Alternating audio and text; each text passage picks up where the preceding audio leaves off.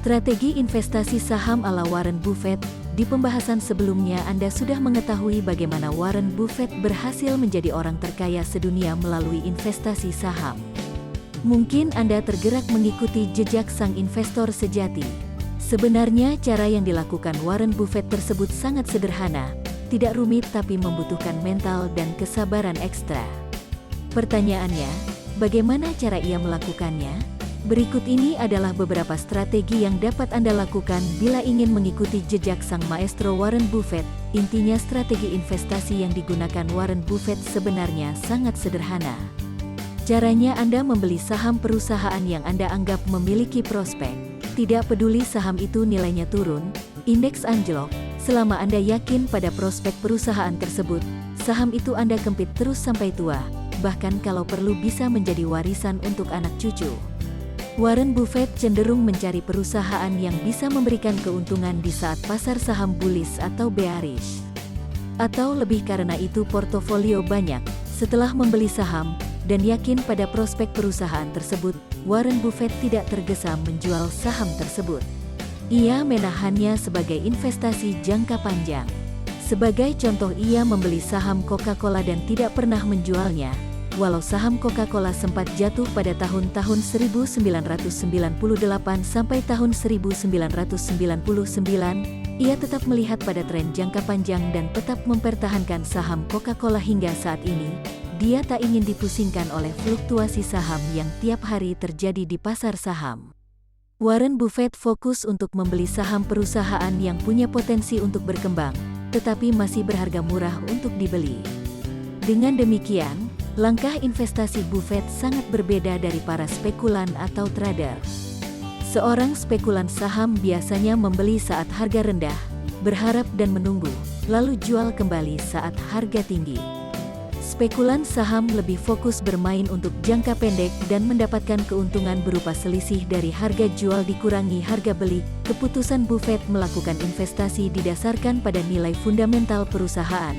Dalam arti dapur perusahaan itu masih mengepul dengan baik, tidak pada kenaikan harga saham yang didongkrak alias digoreng.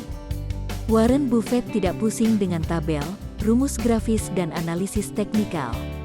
Hal yang lebih dianalisanya adalah fundamental perusahaan tersebut. Buku favoritnya ialah The Intelligent Investor karya Ben Graham, gurunya. Menurut Graham, berinvestasi adalah berkenaan dengan bagaimana memahami gambaran besar dan bukan terpaku pada detail-detail teknis. Warren Buffett memegang saham, melakukan investasi dalam jangka panjang dan tidak melakukan transaksi jual beli saham dalam jangka pendek. Selain itu, Warren Buffett hanya mau berinvestasi pada perusahaan yang bisnis atau produknya ia kenal dengan baik. Warren Buffett tidak pernah menggunakan prinsip membeli saham, tetapi membeli bisnis, buying a business not share. Dengan demikian mindsetnya adalah investasi, bukan spekulasi. Trader menganggap saham sebagai barang dagangan, sedangkan investor sejati menganggap saham sebagai bisnis. Karena prinsip itu pula Buffett tidak pernah mau membeli saham Microsoft atau perusahaan.com. Saat terjadi euforia perusahaan.com, Buffett tidak bergeming, sehingga ia pernah ditertawakan investor lain karena ia tidak mau membeli saham.com seperti yang lainnya.